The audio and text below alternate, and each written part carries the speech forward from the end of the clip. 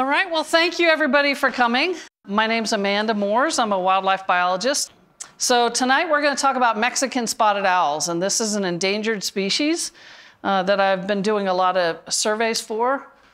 And most of my survey work is done in southeastern Arizona, which is, you know, all those mountain ranges are in green down on the bottom right side of the state there.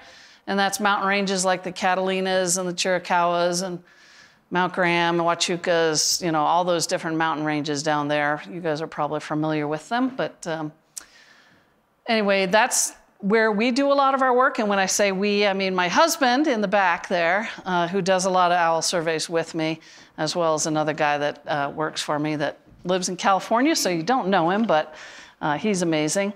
And that is not the entire range of the spotted owl there. That is just some of the mountain ranges that I've worked in. But this graph shows the entire range of the spotted owl within Arizona. And you can see it includes that southeastern section there, but also above the Mogollon Rim and up by the Grand Canyon as well. So they're pretty widespread throughout Arizona. It's a medium-sized owl, about 3-foot wingspan, so about like that. There's only one other owl in Arizona that's bigger. Anybody know who it is? What it is? Great horn, correct. Great horn's about 4 feet wide, so a little bit bigger. They're about 17 inches tall, maybe like that. So they're a big owl. They're not as big as a great horned owl, but they are the second biggest. And so they're bigger than an elf owl or screech owl or many of the other kinds of owls that we have. They forage at night and they eat a variety of items, mice, pack rats, insects, and even bats. They're long-lived. They live up to 20 years. And they tend to mate for life, and they tend to stay in the same territory.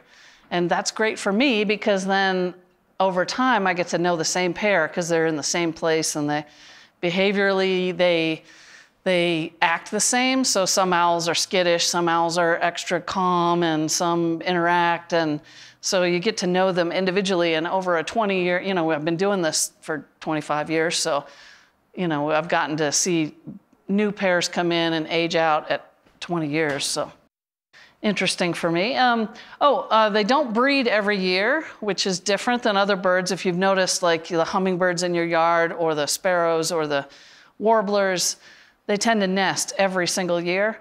Spotted owls, they don't. They are very influenced by the weather and the environmental conditions. So if they don't get enough of the nutrition throughout the year, then they're just not going to breed. And so you might have a year where 95% of the population doesn't breed at all, doesn't even try and nest.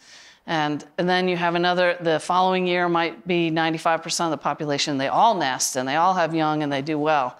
And that, of course, is more fun for me because we get to find the nests and see the babies and that kind of stuff. So I'm going to talk about how we survey for them. And the surveys are highly regulated through the Fish and Wildlife Service and the Forest Service. We have to be trained in the protocol and get federal permits and state permits to conduct the work. The surveys are done mostly at night, as you might expect, since the owls are active at night. So there are nighttime surveys where we call from established call points. And that's all within an owl territory. And spotted owls have a territory about a square mile, 640 acres. And so we will lay that out on a map and look at a topo map and figure out where the call points should be, and then go out there at night and hoot like an owl, and then they hoot back. And I've got my favorite hooting buddy there to hoot for us because I choke if everybody's looking at me. So he's going to demonstrate a spotted owl call. You get some check. Yeah.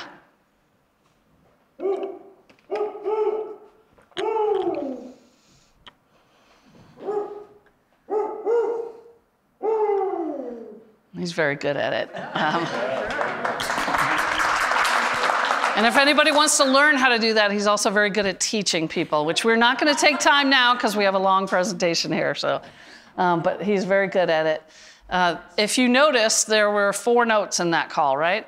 Every bird of every kind has its own call. You can you can recognize the different species by the call they make. So spotted owl call sounds different than a great horned owl call, which sounds different than an alpha owl and a whiskered screecher, you know, all the different owls. So we imitate their call, they hoot back, then we take a compass bearing to where that we think that call's coming from, plot it on a map, and then try and go back during the daytime in that location and figure out where the best habitat is, and then scour the area for owls and sign. That's Paul in the picture here. I don't know if you can see him. This is Ramanote Canyon down near the Mexican border. It's one of the dangerous drug runner canyons. In fact, that was one of the canyons where one of the Border Patrol guys was ambushed and killed. So a lot of times it's a little creepy working in here. You know, we hiked in this spot in the dark and then failed to find the owls, which Paul's hooting in the daytime here, so we obviously have not found them yet. Anyway, it can be complicated, and you have to go back another time and another time, up to 4 times. That's part of the protocol. So when we go back into an area after we've gotten a detection, you know, we've heard them at night, and then we plan, and we might go out in the pre-dawn, like 3 in the morning, go out and hear them hooting, and then try and catch up to where they're going to roost or where they're going to nest. And we're trying to get there before daylight so that they don't stop calling before you find them. But if you don't find them, you can walk around and look for sign. Anybody know what those 2 items on the top are? So those are owl pellets. Unlike other birds, owls will grab a mouse and eat it whole, and then they cough up the undigestible parts. So that is a grouping of the fur and the bones of the rodents that they've been eating. And if you look at the 2 different pellets, the one on the left is more degraded because it's been out there a longer time. So not only can we see that an owl has been there, but you can tell how long ago it's been there. If the owl pellet has disintegrated completely, it's probably a pellet from last year. Like sometimes you just find the little tiny jaws. How big is that? The pellet is about like that. And a great horned owl pellet is like that. So you can tell species by looking at the size of the pellets as well. Not with 100% accuracy, but you can look at it and go, that's too small for a great horned owl. So then we know, yeah, it's spotted owl because the pellets of the smaller owls are smaller. Other types of sign that we look for are feathers, and that's a freshly fallen breast feather off a spotted owl. And then the bottom right, somebody had mentioned scat. Yeah. So if you see these little white dots there, those are whitewash. You know, when a bird poops, it makes a white splash, and spotted owls have a particular splash that they make compared to Cooper's hawks or other birds. So yeah, we look for those white specks on the base of the trees. And then we also, of course, look for owls while we're walking around there. And often we're out there and it's not very much light in the sky, so it can be hard to see. This owl right here is obviously harder to see than this silhouette because this one's got a bunch of stuff behind it breaking up the image. So sometimes we just have to wait till there's more daylight to be able to search an area effectively. And sometimes the owls are not roosted high up in a tree. They're roosted down almost on the ground. This is one right here, and there's one right there. And this is a pair that I surveyed in the Catalinas. And I mentioned that if we don't find them, we have to keep going back and back. And this is one of those pairs. So I would go in the dark and then hear them hooting. So I knew the pair was there. And I would, go down this steep canyon, and there's beautiful habitat down there. Big, big Doug fir, just gorgeous trees. And I kept looking in the beautiful trees for the owls, the big, gorgeous. And I kept, how come I can't find them? Where are they? And then one of the 4 times I happened to catch some motion over there. And this is across the little drainage from the good habitat, what I would call the good habitat. Obviously they thought differently. And I probably walked by them every one of those 4 times and didn't see them because I didn't look. It's one of these learning situations when I was new to doing the surveys. And even now, that almost never happens where they roost that low on the ground. That bird, I'll show you a better picture here. So that shows them a little bit better. You can see them. So that's the female there, and she's sitting on a rock that's like at the base of the root of this maple tree. And the male, you can just see his face right there. And it's labeled as probable female and probable male because they didn't hoot. They didn't call at all. So once they go quiet, if they're not visible, then it's pretty hard to find them. You know, like I said, I saw little motion, so I found them, but then they didn't hoot. So they're very similar looking, so you can't just tell the female and the male by looking at them unless they're exactly side by side, because the female's a little bit bigger. So that's why I think that's the female, because it looks bigger than the one in the back. So this is an example of other types of sign that we look for. That's a nest with feathers lining it right there. You see the white feathers? Spotted owls don't make their own nests. They reuse nests from other species. So there's a lot of unused nest structures in the forest that we're walking around looking at. And you almost always can't see the owl on the nest because you're too low. So you have to look for clues like fresh feathers for an active nest. And then the other type of nest that they will do is they'll nest in a cavity. This is a hollowed out tree right here.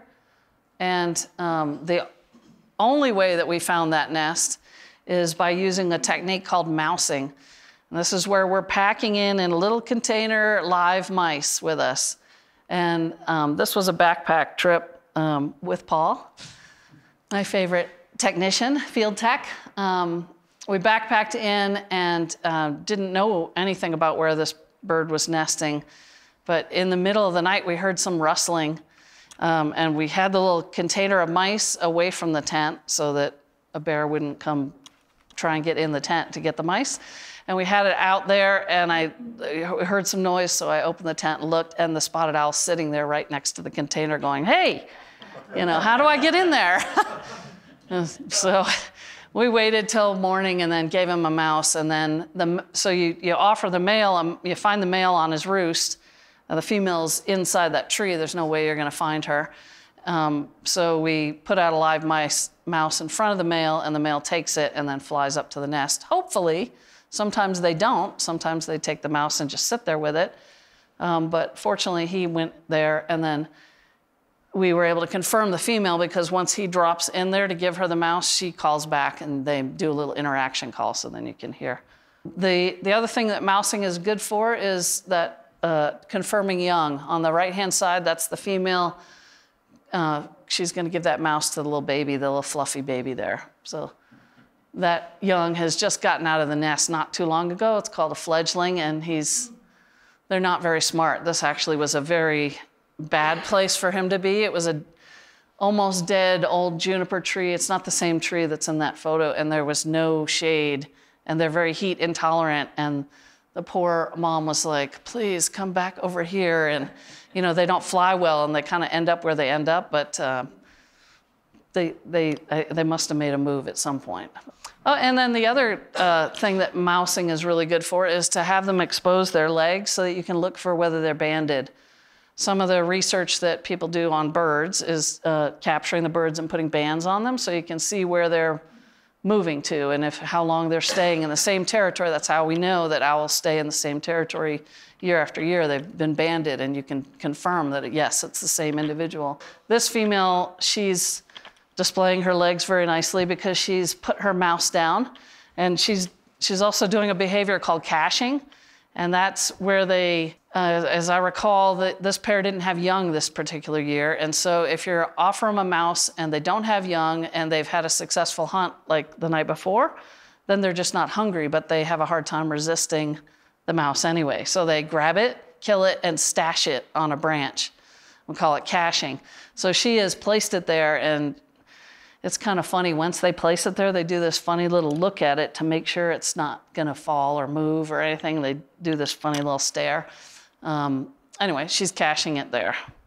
And she'll come back later and eat it so it doesn't get wasted. All right, so since I do these mousing sessions, I thought I would videotape some of those sessions and then I put them to music. So I'm going to play you a video of these mousing sessions edited and set to music, and hopefully you'll enjoy it.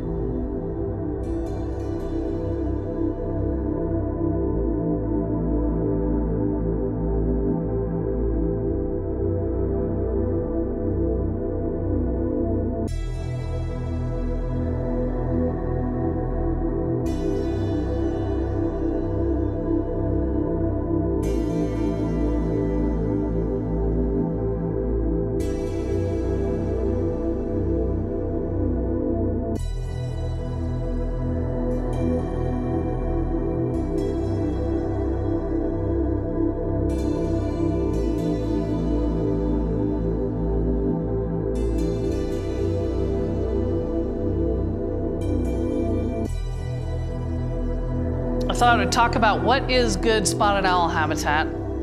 And basically these owls are very heat intolerant.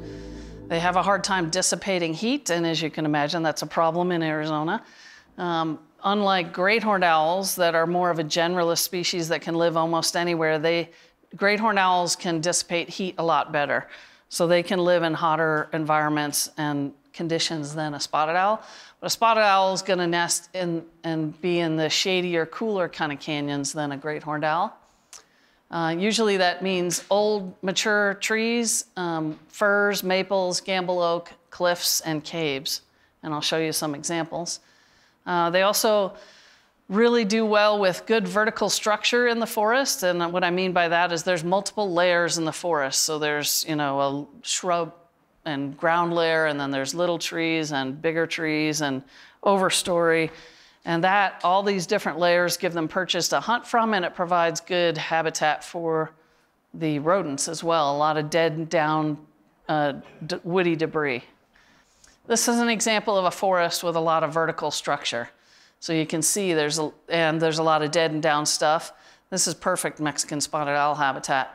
There's a mix of trees. There's nice tall fir trees, and then there's the gamble oak, which are the ones that are kind of arching over. These ones here, this one. They do this thing where they grow like that, and the spotted owls like to roost right on the part where it kind of goes over. So they're often using that. This is a maple grove. That's another beautiful type of habitat that they use. I always love finding them in this kind of place because it's a cool, shady, it's usually more open forest. It's a very nice place to spend some time. So I love when they have this, and they love it too. You can see how that would be a nice, cool, shady place to spend the day and get out of the heat. And this pair, when the pairs aren't nesting, they are sitting side by side usually somewhere. So you'll find them roosted together. That's what this pair is doing. And then in this case here, it's not as big a maple grove, like there's just the one main maple tree here. But this whole cliff face here is providing a ton of shade, so the owl can roost there during the day and hardly ever get the sun to touch him. So they really like those trees that are right up against the cliff face. And here's an example of a cave. And this is a guy here for scale. And you can see that's a pretty darn big cave. And can anybody spot the owl?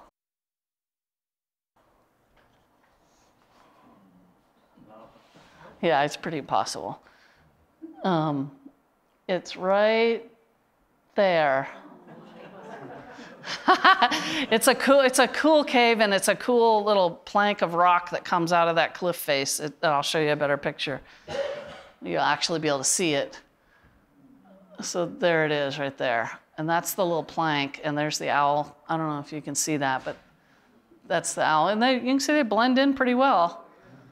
So that's an example of cave habitat that they love the cave. So, you know, like the Chiricahuas has tons of cliffs and caves, and that's what they're using down there. So if there aren't any big trees, they can still use these places that have these practical, like cathedrals and spires and things. There's an owl sitting right there. And that's a great place for him to spend the day and stay out of the sun. And this is an example of different nest structures. Can anybody see the owl in the upper left photo? Right there. That's her head. And two eyes right there. She's facing us. So this is one of those situations where I offered the male a mouse, and he took the mouse, and he did not fly up there. And so I wasn't able to confirm the nest with no thanks to him, you know, like he did not help me. It would have been a lot easier, but instead I had to hike up the hill that was behind the nest tree so that I could get high enough and be able to look in. But even then, I could not see into that nest structure at all. The only way that I saw her is because the wind blew this branch away. And so if it had not been windy that day, I never would have confirmed him, and I would have had to come back again down that steep canyon. So anyway, my point being that it's very difficult to find these nests, and that's why we use the mousing, because that's the best way to find the nests. And you can see that's pretty hard to see a nest there. Here's one, you can see the fresh feathers, so that's a good clue, but you have to confirm that it's actually a spotted owl using it, not just any old bird with fresh lined feathers. And then there's a better picture of that whole snag, the one where I said we backpacked in and the male gave the female the mouse in there. This is an example, this shows the tree, more of a full view of the tree. And you know, there's just no way you could confirm that nest without the owl going in there. And here's an example of a cliff nest site. They're nesting up in this little, just a slot in that cliff wall. And this photo is to remind me that we're going to switch gears and start talking about how Mexican spotted owls do after wildfires. You guys know we've been having tons of wildfires. These are birds that need dense forest to survive. So how are they doing after the fires? And you can't tell, but in the eyes of this owl, it's reflecting a burnt out stand of trees and the sunset. All right, so how do the owls respond after the fires? Well, what we found is mostly all the territories that were occupied prior to the fires are occupied after the fires. Heavily burned areas were used for roosting and nesting, and there was high reproduction after the fires. So here's an example of an owl using a burnt tree, and they nested right in here with this. This is the nest cavity right there, and she successfully raised young. That's one of the little babies popped out. Luckily, right while I was looking, so I could take a picture. But you can see that tree is completely dead, and they're still using it. And this is her mate. I mentioned about gamble oak trees and how they arch over like that. These are gamble oak trees. And there's this one patch of greenery left on that gamble oak tree, and that's where he's sitting. And you can see it is, you know, blazing sun all around back here, but he's cool and shaded sitting there. And here's another pair that I found after giving up, searching for them all morning, and then I was hiking out. I had searched all the live trees, of course, thinking that they'd be down there, and gave up, was hiking out on a steep canyon, and it got really overheated and needed a break, so I sat down, had some water, ate a snack, and I was just using my binoculars looking around, and I noticed some whitewash like right in here. I thought, that looks like spotted owl whitewash. And then I looked a little higher, because if you see the whitewash, the bird's above it, if they're still there, and this is what I saw. Yeah, and look how well they blend in. I mean, that's amazing. And you can see that, you know, they're basically right up in here. there's no live tree left there. There's no live branches. They're using the branches and the dead needles as shade. And this is a wide open situation. The trees aren't shading that at all. So very interesting that they were using that. And then here's another example of an owl roosted underneath something providing shade. This is live branches here. That's it's a witch's broom. It's a kind of a unusual growth of the branches that causes a really nice umbrella for shade. And so you can see he's just sitting underneath that, staying cool. This whole area burned really heavily. These trees are all blackened. You can see dead trees back here, but he's doing okay right there. And then reproduction after the fires. In the Catalinas, that's the mountain range outside of Tucson. In 2004 and 5, we had more young produced than any time other than, I think, since 1992. So those 2004 and 5 were the years immediately after, like, the Aspen fire. And that was a huge fire at the time, although now they're even bigger. So even in 1992, there were no records of 3 or 4 young produced by a pair. The average number of young produced by spotted owls is generally 2. When you get 3 and 4 young produced by a pair, that's exceptional. So they're doing really well in those years. And that's what happened after the fire. In fact, the Crystal Springs pair produced a record number 4 young, and I think it was only the second time in the history of the state that that had been confirmed when I found them. And that female was a really old female. She had actually been banded in that same territory in 1992. So she'd lived through a lot and then produced a lot of young in one of the worst years. And I'll show you this. This was her place. This, does not look like spotted owl habitat because there's no cover to speak of. These little arrows are pointing to the babies. That's one of the babies. There's 3 of them here. There's another one off camera.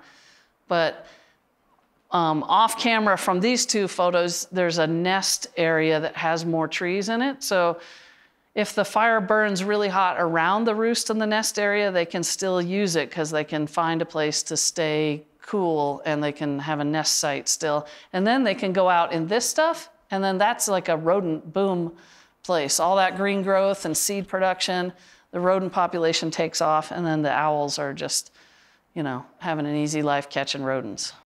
We saw similar in the Chiricahuas. We had a couple territories produce 3 young after the fire. And that's the Horseshoe 2 fire. In Barfoot, there's a pair that survived during the fire. There were little babies in the nest during the fire, and I'll show you a picture. The fire came like right up to the bottom of the nest. I have no idea how they survived. It seems impossible. Like you would think there'd be so much smoke and heat, but they survived. And then the next year after the fire, they produced 3 young. And then the next year after that, they produced 3 young. So here's a picture of where the nest was. That's the nest. And then you can see the black here. That means the fire burned, literally burned right there. And it killed the branches up to about here. So they're not far from the heat of that flame. And then all this would have been burning. And this is the nearby. It's like right there. That the male is roosted right there. Hot, hot fire. And somehow those young survived. And like I said, the next 2 years, they produced 3 young. So they benefited from that fire. Here's a picture of why I think some of the owls' territories tend to survive. They pick the coolest, shadiest, moistest places to nest and roost in, right? So if you've got a fire coming through a place, the last place that's going to burn really hot and disappear is the coolest, shadiest, moistest place, right? So down in the canyon here, it burned less hot than this slope over here where it just torched everything. When you get fires moving through, they usually come through in a mosaic pattern where they burn really hot over here and not so hot down here. And fortunately, that tends to be the spotted owl habitat that doesn't burn to a crisp, but not always. I'll show you some pictures of that not doing well for them. In the Huachucas, we had fire come through there as well, and fire seemed to both help and hurt them.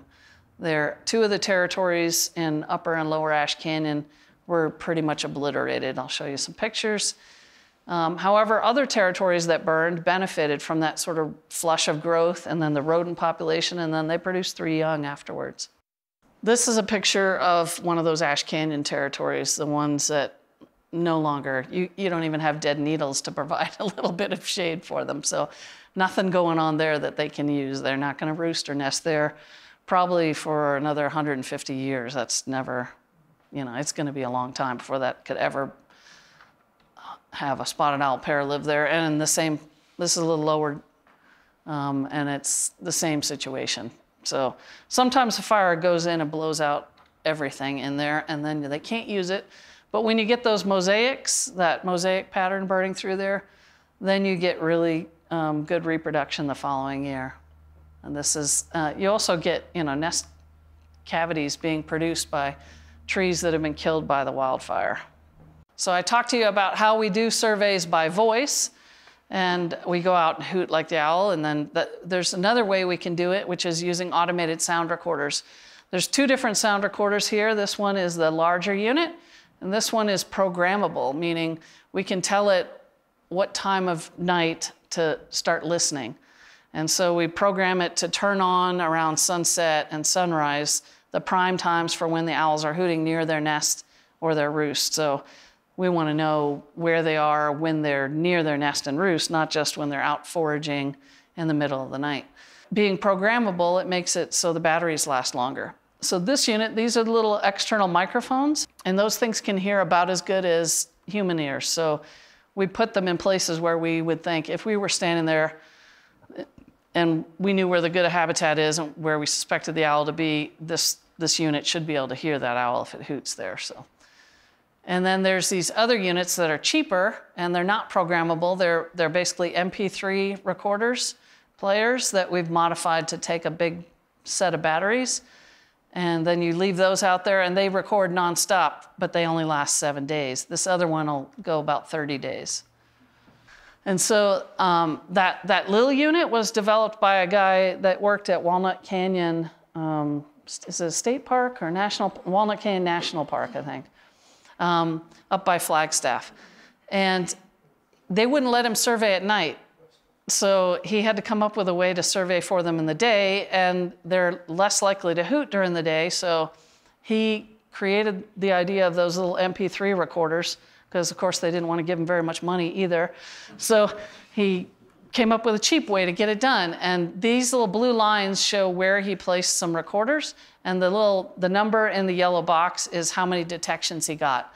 So you can see that he placed an array of these recorders out in this canyon, and then based on how many detections he got, he could tell, oh, they're probably over here, right? So then he'd put his effort over there instead of just going all over the place. And here's an example of those sound recorders out in the wild. This is in it's actually several different mountain ranges, mostly Mount Lemmon, but that's the unit. And sometimes if we're expecting rain, we wrap it in parchment paper, make a little kind of burrito that hangs off the edge so it has like a little porch covering on the end.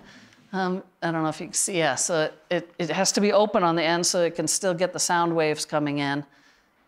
But it worked really well. You would think that that would not protect it very well, but they survived lots of rainstorms.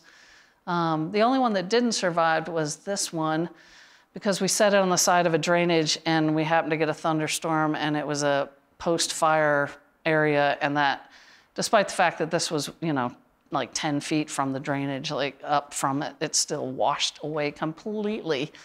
And yeah, that was, but for the most part, the bears don't seem to mess with them too much, and they're only out there for 7 days, so we can collect them before too much happens to them, or too many people see them, or the bears grab them, or whatever. So here's an example of one just set on a stump, and one up in a, crook of a tree.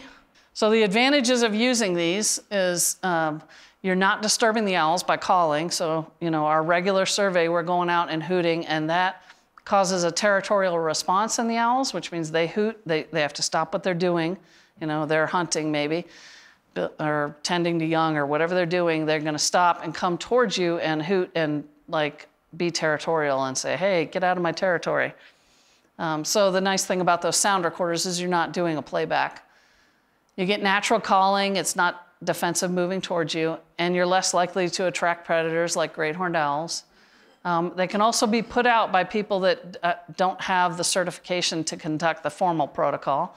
So that's nice. And given the limited field season, it can extend our reach. So the field season only goes from March to August. That's when the owls are calling and breeding, and that's when things are happening. And so that's the time period when we have to do all our work. So if we have a lot of territories to survey and we want to get some more data in another location, but we don't have enough field time available, then we can set one of those recorders out. And I've gotten several new pairs that way, where we just set them out where we think we might get them, and then we confirm the presence of a pair, and the Forest Service is happy.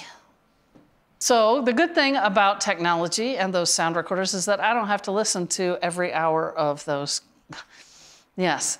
So this shows the screenshot of the software that we train to recognize the 4-note hoot, which my husband could do again. So you heard it, he starts a little lower, goes a little higher, and then goes down, and that's that little trail off thing that he does there.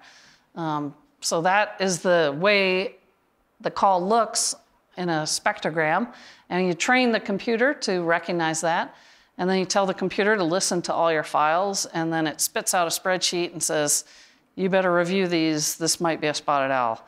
And then I'll go through and look at, several hundred detections, most of which are not spotted owls. But it will find spotted owls. The cool thing also about those sound recorders is that they detect everything. So they're out there listening, they can hear frogs and insects and birds of all kinds. And so when we do the traditional spotted owl surveys, you're usually just targeting data for spotted owls. But when you get those sound recorders, you can get, we've gotten unusual frogs and toads, and you can then just send a clip to whatever specialist is studying those, and they're happy to get the data on that. So the Forest Service can get information on like peregrine falcons or Chiricahua leopard frogs, other endangered species that we've detected using this stuff. And I thought you might enjoy hearing some spotted owl calls that we've gotten using the recorders. So this is going to be a male and a female hooting. That's the female. That's the male. Deeper voice.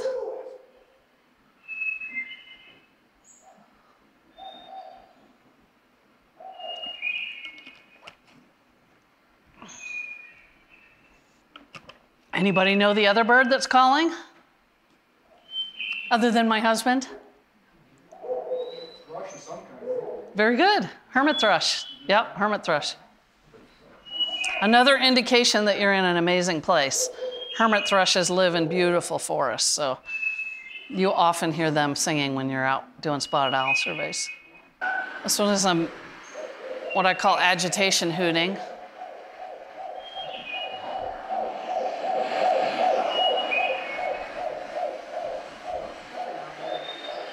Male monkey calls, and a female contact call, which you won't believe is an owl. That's the male.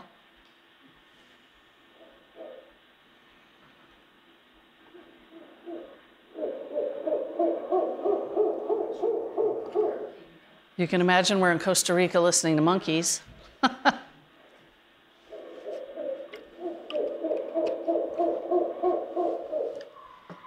That's the female.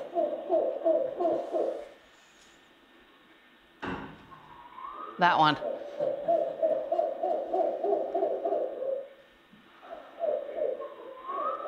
You hear that little slur call?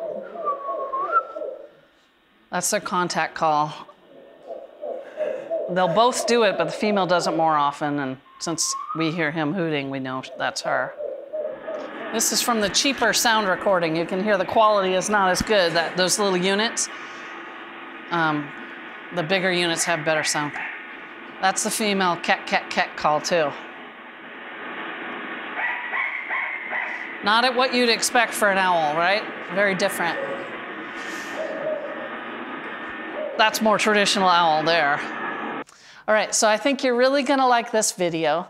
This is one that almost The very few people have seen this video.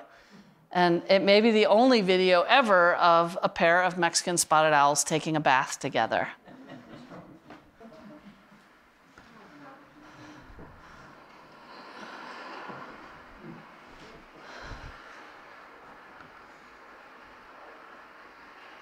This is in the Chiricahuas.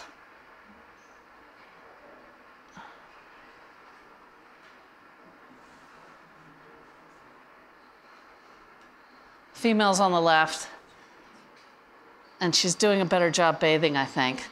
So do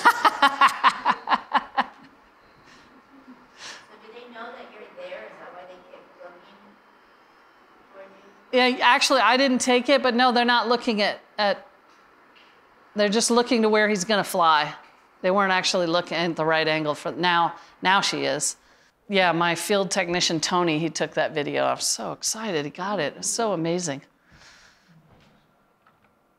And then this is the same pair after their little bath. Now they're doing little, what they call preening, aloe preening, where they're preening each other. It's a type of pair bonding thing. And it looks like they're smooching.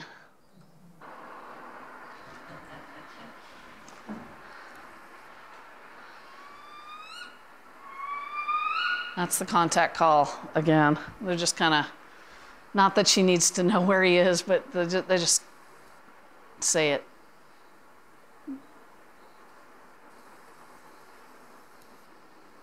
And you can see the habitat. This is a cliff area with the tree nearby. This is in the Chiricahuas, like I said.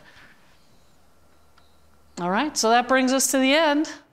Any questions? What happens when a mate dies? Usually another one moves right in. So there's this kind of population of 2-year-olds and 1-year-olds that are waiting for a territory to open up. So usually they don't get a pair.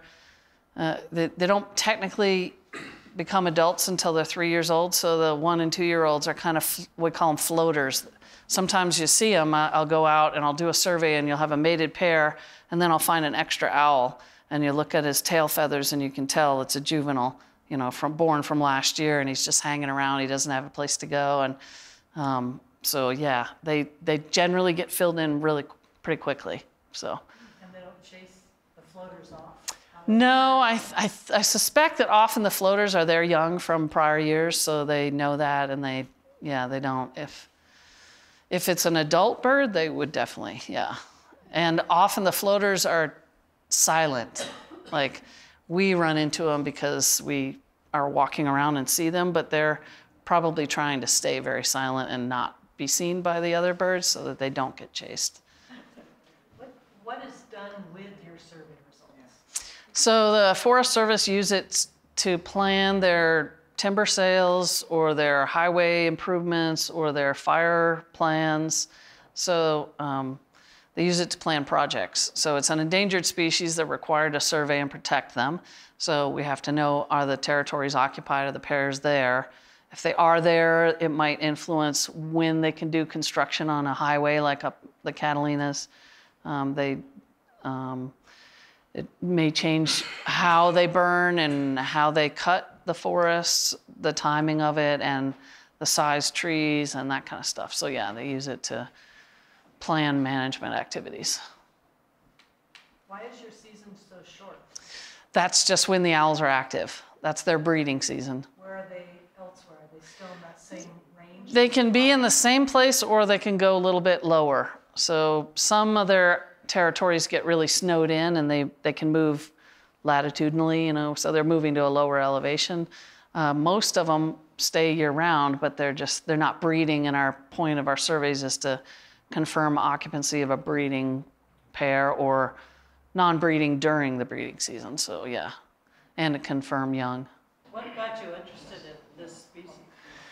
It was part of my job out on San Carlos when I first moved out here. So I was doing surveys for all their wildlife, but the forestry program needed people to survey for the spotted owls, so I got permitted for that. And then when I quit my full-time job with the tribe and I started consulting business, consultants usually need to do endangered species work because that's where there's need and money. You know, the Game and Fish Department does all the elk and deer and surveys, so it just kind of naturally moved that direction. And I do think they're pretty cool though, and they live in amazing habitats, so they're just a neat bird to survey. And they're, unlike great horned owl, a lot of times great horned owls will flush and leave. They don't let you approach really close like spotted owls. You could just sit and have a sandwich with a spotted owl, just, you know, and they'll just sit there peacefully, whereas other birds get agitated and leave, and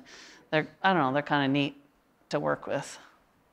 Yes? Are the great horned owls a threat to the spotted Yes, yes. When they take over their nests? They can kill them. Yeah, they drive them out and kill them, yeah. So when we're doing our surveys, we try and be aware of great horned owls that are calling in the area and stop calling, or make sure that we're not attracting the great horned owl to the spotted owl, or make the spotted owl call while the great horned owl is listening, that kind of stuff. So we try and minimize interfering that way. Yep. How many pairs would you be looking for in a weekend? Like, is it just one pair a day? We tend to do one survey in the, you know, the pre-dawn and the daytime hours, and then one survey in the late afternoon, evening, and nighttime. We used to do a bunch of surveys, you know, all through the night, but your data, it's easier to figure out where the nests and roosts are if you target right around sunrise and sunset. If you survey all night, the data quality kind of goes down, because you can get a detection and they can be half a mile or 3/4 of a mile from where the nest and the roost is. So yeah, you can get a detection, but you're not getting the, you know, we're trying to get really good data that's pinpointing exactly where they're nesting and roosting. So targeting those dawn and dusk times is the best time. Yep. Yeah, you mentioned looking at the tail feathers to tell a floater from a mature. Yeah. What does that look like? So here's a first-year subadult. That's the tail feather. And you see this little tip? So this is like ragged and sticks off the bottom. See that little tip sticking out there, and it's this. So this is a juvenile, a subadult, like caught the year it was born. So this is a 2-year-old bird. So the little fuzzy tip is gone, but it's pointed and white at the bottom. So that's pointed and white, as opposed to like this modeling color here. In this one, the adults, it'll be modeled right in here, and hopefully I have an adult photo, yes. It's not the greatest photo, but you can see these are really rounded and modeled. So that's a 3-year-old plus. And the other one was a 2-year, this is a 2-year-old, and that's a 1-year-old. All right, so it's almost like waterfowls, they kind of round off and mature. Yeah, and but then they also molt their feathers too and get different feathers in. The first year, that just kind of wears off, and then you're left with the white, you know, the pointed and white. And then the next year, like, they molt their feathers. Yes? It looks like the first year feathers Uh-huh. are distinctly whiter Yes. than the second year. Yes. Is that the photo or is that reality? They're not distinctly whiter than the second year. They're distinctly whiter than the third year. So, yeah. The first and second year are pretty similar whiteness. What is the current status of these owls as far as their endangered Yeah, species? they're still endangered, and actually they're threatened, which is one level less than endangered. You know, there's the Threatened and Endangered Species Act. They're threatened, which unfortunately we don't really know. They're not doing enough surveys. I can tell you that in all the areas that I monitor over the last 20 plus years, the owls are still there, so they're doing pretty well. I mean, they're not. There's a few territories that we lose to fire, and then there's some that actually climate change is drying up springs and the trees are dying, and so even without fire, they've become unsuitable. But population-wide, they're still working out a whole survey system. So it's a hard question to answer. It's a they're working on it. They're trying to do some randomized selection of survey locations so that they can get an accurate estimate of a population, you know, based on statistics, which is different than what we're doing, which is going out and checking known territories. So currently, they're still threatened. It seems if you're having years where they have 2 or 3 babies, if that happens frequently, you would think their population would increase. Right. So that means their survivability for the young must be pretty low. A very, very wise deduction, yes. It's like 10% survival and 90% for adults and like 10% for, it's very low survival. So they're a long-lived species, but they're, you know, they have to reach a certain age, 3+, to benefit from that long-lived species or age, I mean. You showed a map of where they're located at. Yeah. So I'm thinking they're only located in Arizona? No. They're in like Colorado and Utah, but they are limited to like the Four Corners area. I mean, and then there's a different subspecies in California, and then there's the northern spotted owl, which is like the Oregon spotted owl. But our subspecies is in kind of the Four Corners area. Yes, sir. Do the raising of the young, is it very similar to among all the species of owls? I asked that because we had an experience where we actually had in a barn, we had screech owls. Yeah. And you were saying about how for survivability, what was interesting is the parents kicked them out, and for about a week, you know, they were on the floor of the barn. Yeah. And any animal or anything else could have gotten to them. Right. You know, and the parents kind of watched them, but still, it was like they kicked them out and said, okay, fly. Yeah. You know, and they couldn't for like a week, 2 weeks. Yeah, usually the parents don't, you know, abandon them until after they can fly and they're ready to. So, but sometimes the young will get out of the nest and then they land on the ground and they stay on the ground. And that's generally okay. The parents will still feed them when they're on the ground. But like you say, they're much more vulnerable to predators. Was it last year, babe, we found that great horned owl? So down at the golf course, the local golf course here, there's a pair of great horned owls that nest there. And we were walking there and found a couple babies on the ground. And they are remarkably good at climbing. So even though they couldn't fly, like they were on the ground for a day or two, and then they were back up in the tree. And so it's amazing. And spotted owls will do the same thing. If they get close to the bole of a tree, they can climb, but they can do that before they can fly, so they can get around. But in general, if the young can't fly yet, the parents are still going to be feeding it, even if they're down on the ground. Right. So, but yes, definitely there's lower survival in young for all the owls. I was wondering, I watched Channel 8 a lot, and they were showing how they raise a black-tailed ferret. Yeah. Oh, yeah. I wonder if we can do that with the owls. Yeah, I don't think we need to. They're reproducing well and surviving on their own. One of the limiting factors with spotted owls is there's only so much habitat that's good for them. You know, they can't just survive in any old forest or even any canyon. It has to be a certain type of tight canyon. It has to have the trees like I showed you with the, lots of good shade. So the population can only be so big. It's not like there's giant swaths of spotted owl habitat that isn't occupied. Usually when we find habitat that's good, they're there.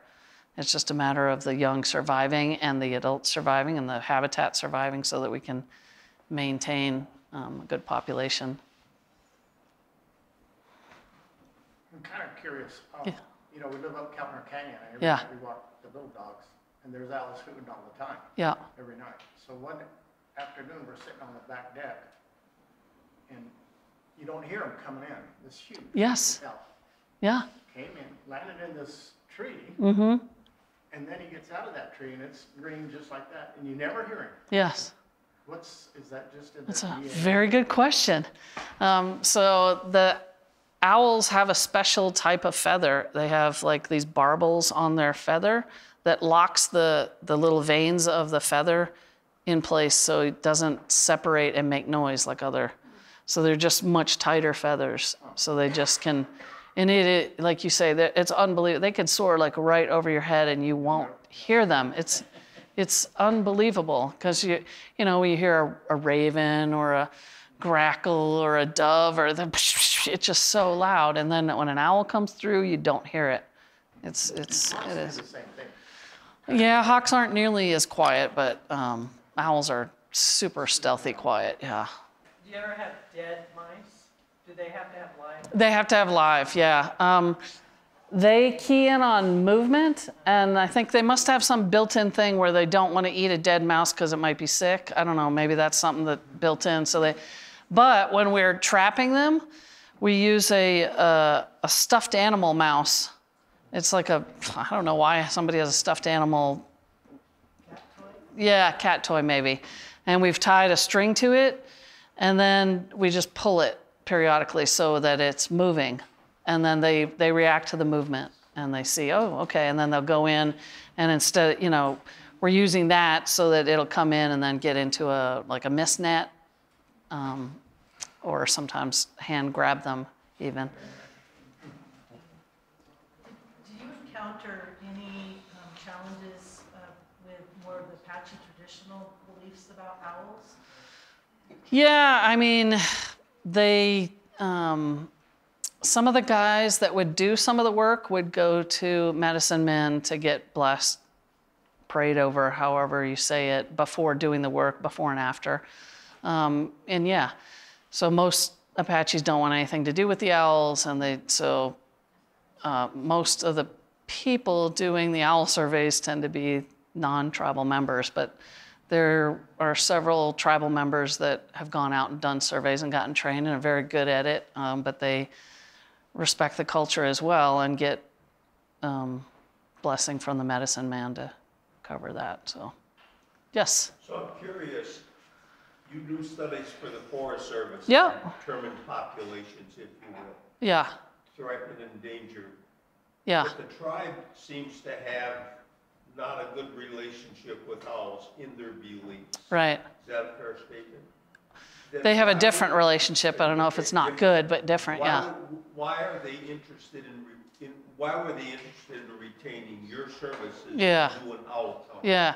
So they have a big forestry program up there, and they are not interested in eliminating any species, so they are interested in protecting species. So they want to make sure there is habitat for them and that they survive. They're not. So even though they might have this kind of a contrarian relationship, they're still interested in the health of that species? Yes. Okay, Yeah. Thank you. You're welcome. Thank you for staying. Appreciate it. Thank you.